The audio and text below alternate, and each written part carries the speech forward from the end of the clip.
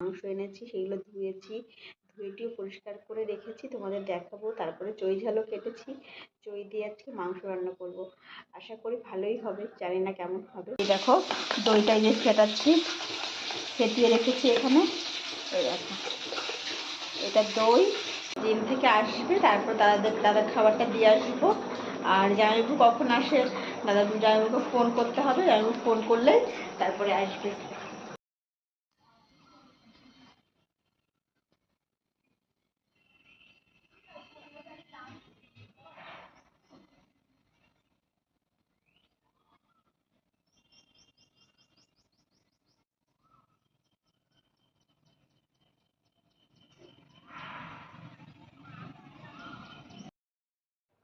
Hello everyone, welcome back to my channel Rimira. তোমাদের সকলকে জানাই স্বাগত। আমি ভালো আছি, আশা করি তোমরাও খুব খুব খুব ভালো আছো। আজকে দেখো, আজকে হচ্ছে তোমার বুধবার। আজকে বুধবারে আমি আজকে সকাল থেকে সময় পাইনি। এখন বাজে হচ্ছে তোমার 3টে। এখন আমি স্নান করলাম, স্নান করে একটু বসলাম। দেখো আমার অবস্থা, মাথাটাও আমি আঁচড়াইনি। ভাবলাম একটু বসে নিয়ে আগে, কষ্ট হয়ে গেছে, তার জন্য এখন একটু বসে নিলাম আগে।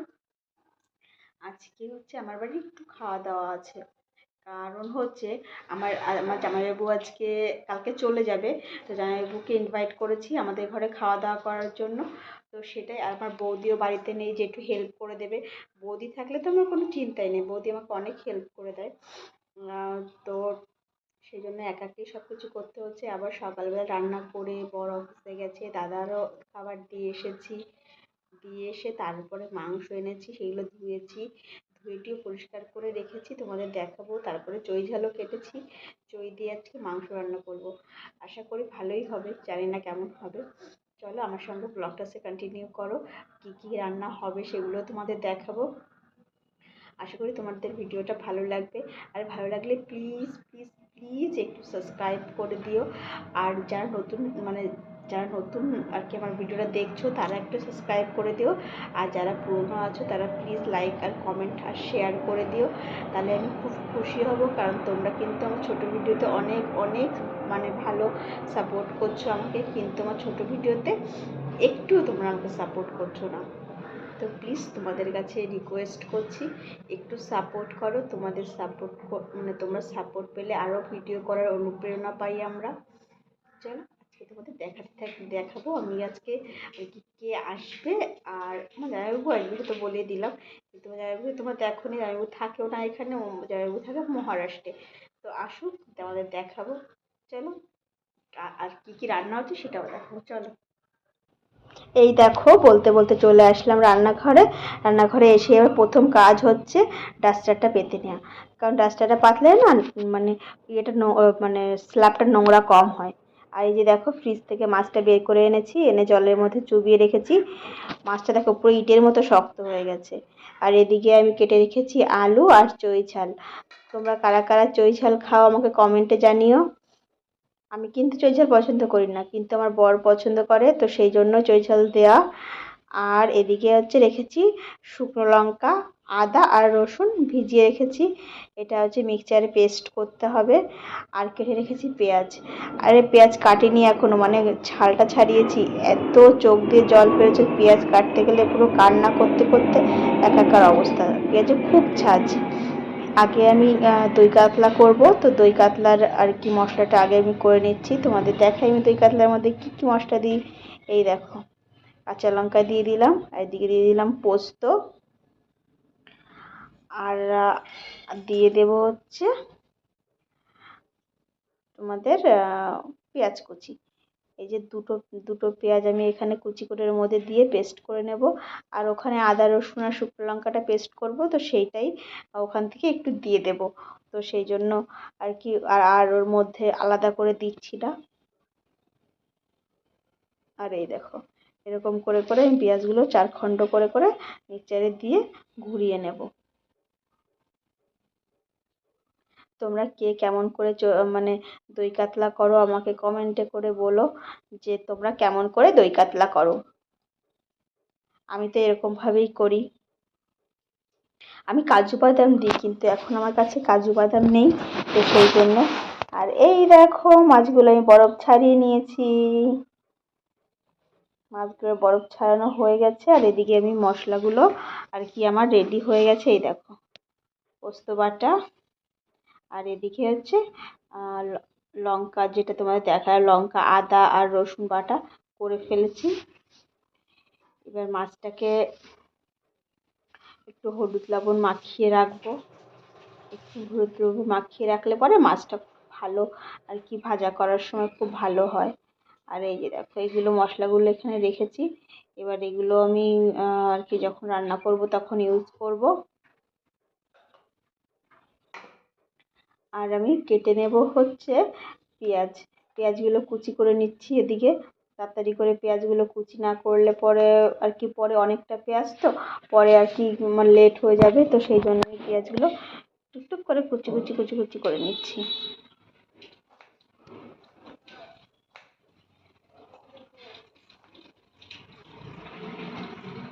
চলো দেখতে থাকো, আশা করি তোমাদের ভিডিওটা খুব ভালো লাগবে।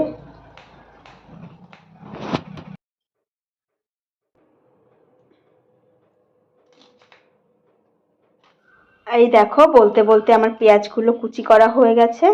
পেঁয়াজগুলো কুচি করতে গেলে চোখ দিয়ে এত জল পড়ে, তোমাদের তো বললাম। তো এই যে হয়ে গেছে পেঁয়াজগুলো কুচি করা। এবার আমি এটা একটা বাটির মধ্যে তুলে রাখবো। আর কি জানো তো বন্ধুরা, আমার না একবারে সব কিছু গুছিয়ে নিয়ে রান্না করতে খুব ভালো লাগে। তো আমি সব কিছু একবারে গুছিয়ে নিই তারপরে রান্নাটা স্টার্ট করি। এতে কি হয় আর কি মনটা এদিক ওদিক হয় না, রান্নার দিকে ফোকাস থাকে, তাহলে রান্নাটা ভালো হয়। তো সেই জন্য।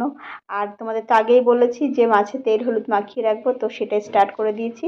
মাছে আমি তেল হলুদ মাখিয়ে নিচ্ছি। তেল হলুদ মাখালে না তেলটাও কম লাগে, প্লাস তোমার ভাজাটাও ভালো হয়। আর দই কাতলা করার জন্য হালকা ভাজবো, খুব বেশি ভাজবো না। সেই জন্য আর কি এই যে মাছে তেল হলুদ মাখিয়ে নিচ্ছি। সরি, তেল হলুদ না, নুন হলুদ মাখিয়ে নিচ্ছি।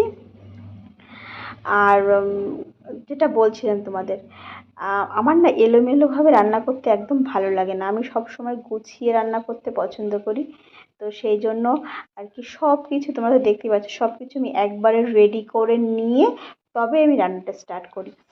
আর যখন তাড়াহুড়ো থাকে, মানে বরের অফিস যাওয়া থাকে, তখন একটু এলোমেলো হয়ে যায়, কিছু করার থাকে না তখন। তো এই, আর এই যে মাছটা আমার হয়ে গেছে তেল হলুদ মাখানো ভালো করে।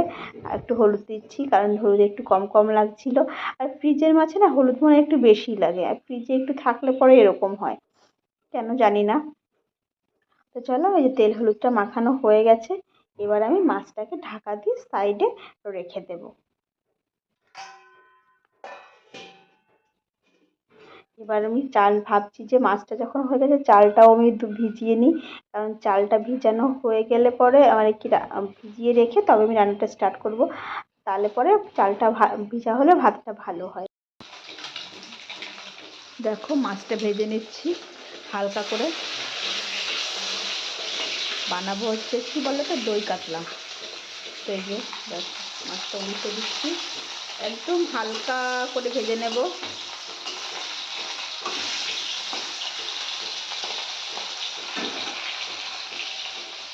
আর এদিকে দেখো দইটা যে ফেটিয়ে রেখেছি এখানে। এই দেখো এটা দই, এটা পেঁয়াজ পোস্ত বাটা, আর এটা হচ্ছে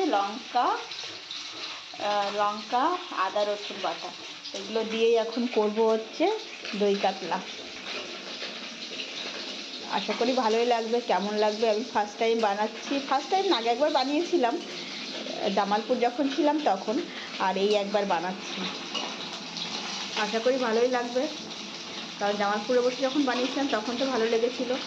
এখন কেমন লাগবে আমি জানি না। তো চলো তৈরি করি।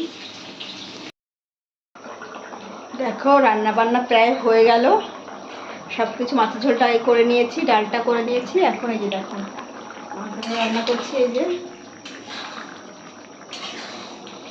মাংসটাও হয়ে গেল। দেখো মাংসটা রান্না মানে ঝোল দিয়ে দিয়েছি, রান্নাটা প্রায় হয়ে গেল। আর এখানে এই যে ভাত বসিয়ে দিয়েছি,